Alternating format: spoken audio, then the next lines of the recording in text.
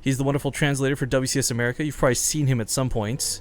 He wears suits that look like they're made for women. Wow. Wow. No, I'm just teasing. Man, that hurt, man, that hurt.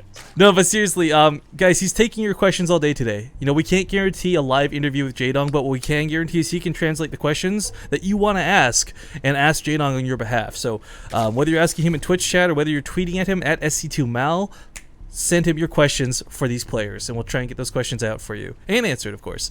But, let's start this off. Spotting the bottom left corner of the map, it is the red Zerg player from StarTale. It is my honor to introduce Life. That studio. That yeah, audience. right. Oh wait, no, I gotta get the studio one right. Okay. Let's do a Jaedong one. Okay. In the upper right, as the blue Zerg, it is EG's Jaedong. I like it. The slow clap into the fast clap when it's one person doing it. Fantastic. I know. By the way, big shout, both of these guys did retweet about what's going on, so if you guys want to be really cool, get on Twitter, make sure to retweet about this as well, share with your friends, because this EVZ is going to be a good one, and it's one of the rare times you're going to get to see a matchup of this caliber. Now, my only regret that this is a best of 3 here for the group stage. This is Group B, for those who are just joining us on the cast today. We're doing 2 group stages a day. We're crazy like that. You know, WCS, for an example, they do 1 a night. Code A, you know, 1 per event as well. Or I guess Code S, Code A, whatever code it's at. Regardless, we're doing 2 group stages a day. Tomorrow we're doing groups C and D. And then the grand finals, the round of 8 and all that stuff will be on day 3. So if you guys have missed some of today, don't worry. There's a lot more of this tournament ahead of us for the rest of this week. And oh, I forgot we were playing. I gotta, hang on, turn off mouse scroll. Those sick 3v3s, guys! They're ruining the cast. Oh, yeah. So I guess one of the big questions we're going to see in this matchup, I mean, I think, honestly, it kind of feels like long and gone is the days where a lot of these Zerg players, especially the top Zerg players, really favor that crazy heavily Zergling aggression. We do see it from time to time, but a majority of the time, you know, it's roaches. It's who can macro better, and who can segment their army off in better splits, who can get better surrounds. I have no idea the way these guys are going to take it, but I can tell you, no matter which way, it's going to be entertaining to watch.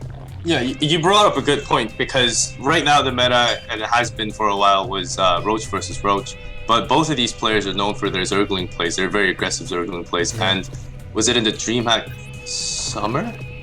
Was it that Jaedong lost to Life? I think it was 2-3. I was just thinking about that. It was actually, he lost to Impact, and Impact lost to Life recently. Oh, okay. Oh, but yeah. I remember a series between the two where Jaedong lost. No, Impact beat out Jaedong, right? Because remember, wasn't there that whole story about that was his like lifelong dream and all? Like, it was so cool. It's so hype. Yeah, I'm saying that's what I was thinking of, but he actually might be thinking of another tournament, like even farther back. Yeah. Where Jaedong actually fought. Yeah, because it was at that DreamHack that. It was this year for sure. I think I should check in alleygolaf.com, see when it was. You know what? The nice thing about having a third caster is you could tab out and do that while zombie up and I talk. Yeah. Well, I actually was already tabbing out and doing that, and I don't see any losses to Life. I didn't see any losses to Life that were at least recorded, so he didn't make a 3rd, 4th place or above by losing to him. So, well, James, if it might have been something else though. You just got outed on hardcore, dude. Are you embarrassed right now? What did I watch? It was a dream. It could have been like a sequence. round of 16 or something, you know. It wouldn't get recorded on Wikipedia though. That would make a lot more sense. Anyways, Queens are gonna try to keep the Zerglings from scouting. Where's blood? But the Ling will still get up into the base. Of course, one of the biggest things you scout with these first 2 Lings is you're looking for gas timing. Now, if Jaedong can keep this Ling alive long enough, he's gonna see the 8 more Lings that are about to pop from Life, and that's a big tell. Okay, so Life is gonna get this unscattered for the time being. I mean, Overlords are eventually gonna see this come out, of course, but Jaedong is not unprepared for this. The nice thing about being kind of the top of the game for both of these players, they're able to study each other's play. I don't know if they did coming into the series or not, if they just know each other really well, but Jaedong was and is ready for this. You know, Spinecar came down as the Zergling scouted. Baneling is already complete. 4 Banelings gonna be at the top of the ramp. This is gonna be a bit of an annoyance, but this isn't gonna be the end of his game. Not in the slightest.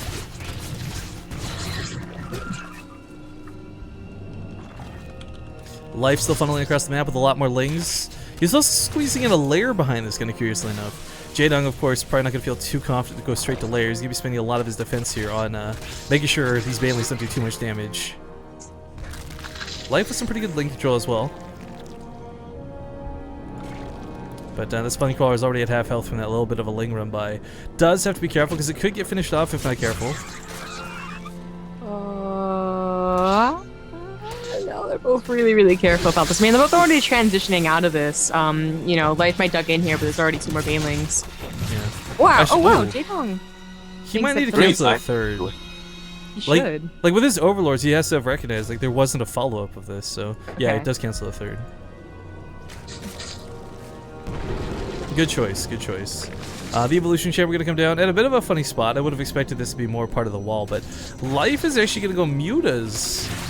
This, you know, we talk about like old styles and metas. You know, this used to be the thing to do. ZVZ was only mutas and nothing else for the longest time. Of course, that's kind of toned down. We've had multiple patches. Spore crawlers have been improved, yada yada yada. But one thing mutas still let you do in this game is get very early map control. You know, start picking off overlords. You start containing Jaedong to his 3 bases on his side of the map. The question, of course, is going to be how heavy does Life dedicate to this? Yeah. Usually the person who goes muta seems to always get the 3rd cancel as well. They're the ones that are still getting lings at a longer time than you are. So unless Jaedong has some extra banelings, it could be very possible that Life cancels this 3rd. There are banelings ready to go to control them correctly. A lot of links to deal with for now. These drones. Oh, don't transfer. Oh. Do not transfer these drones, Jaedong. Oh, God. He's okay. He's okay. He had banelings off to the side. Alright. It's okay, guys. Calm down. A little bit scared, a little bit scurry. Spine Crawler, of course, has no creep to work with just yet. Once that finishes up, it'll be a little bit better. Oh, that detonation doesn't quite hit the spots. There are a couple banelings here of Life still morphing in. Even though he's transitioning to mutas, he's still doing quite well with his circling baneling aggression. Jaedong, however, is transitioning into roaches, and one thing he's going to need to identify sooner than later is the fact that he needs some spore crawlers. Yeah. You know, I don't think he's noticed that he's going for mutas yet. Oh my God, he's gonna lose so many overlords. No, he's got spine spores coming down, so okay, maybe it's just out of paranoia, maybe it's safety. He'll see the spine or the spire here once they oversee your paths, but yeah, Muta's coming across the map. He's got to know by now. He's definitely seen them on the overlords. For himself, like, what can you do with these roaches other than send them across the map? Because if he leaves them at home, they're just gonna get slowly chipped away.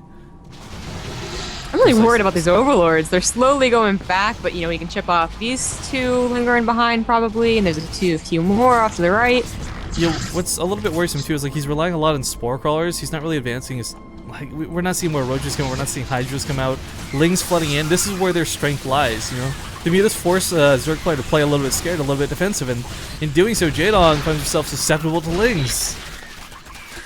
More roaches are coming to join. It wouldn't have been a bad idea for Jaedong to go ahead and get a couple of more banelings because, you know, it does take them a long time. Although, honestly, usually those 20, 30 lings that we saw the first time trying to kill the hatch is what you usually see, and then they're done. They're transitioning into their own roaches. So that, you know, those lings are probably a little bit of a surprise. But as we can see, Life is finally transitioning into his own roaches. Yeah, it's kind of a golden rule of ZVZ. You know, if your opponent doesn't go mutas, you don't keep going mutas. It just won't pay out. There's too many games you can throw away by investing too much in this. You know, one good fungal, a couple well-positioned spores, queens. You can have your life, well, no pun intended, ruined very quickly by having too many mutas.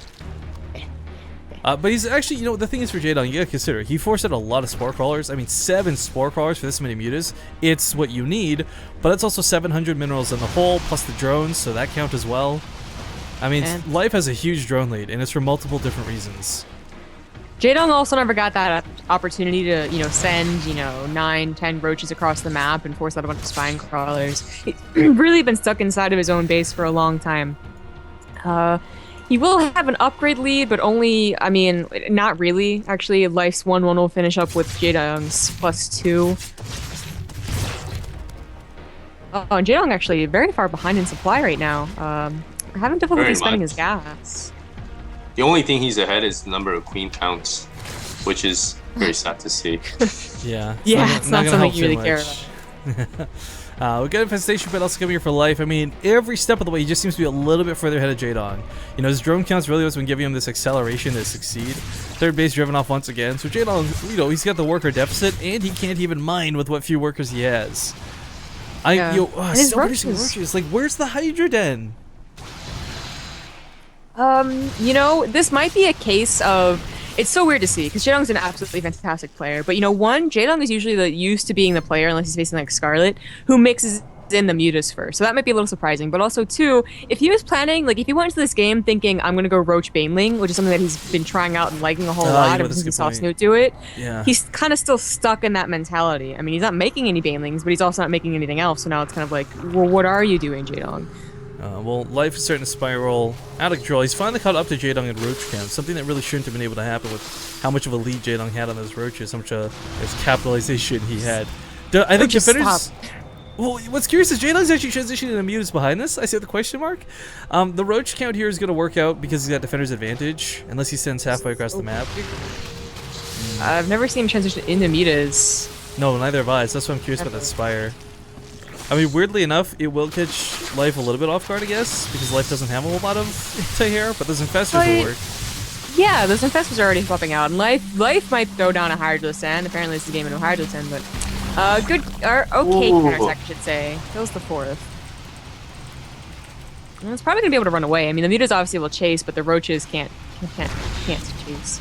Man, it's funny too, because these just don't do a lot of damage, but they do enough damage to eventually kill him.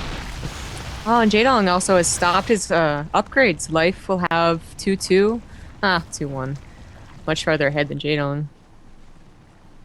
Yeah, I'm really curious about the Spire. I've actually, we've cast a good couple, probably 1,000 ZVZs at this point, and I've never seen anyone transition into Spire off the back end of this. My only thoughts are maybe he's worried about, and this sounds really crazy, I know, Broodlords, because they have been coming a lot more into the ZVZ matchup, but no, it's actually just going to be mutas. This is so weird. I think I've seen a couple. The thing is, I never actually saw the games in their entirety. I just saw like some of the end games, and I think I've seen him stay on it for much longer and not a muta game. But I can't remember them. So if it's not been done before, that might not be true. But it's still certainly very rare. So what I think, it sounds so silly. I think the process of the mutas is like, Life didn't make a bunch of spore crawlers, right?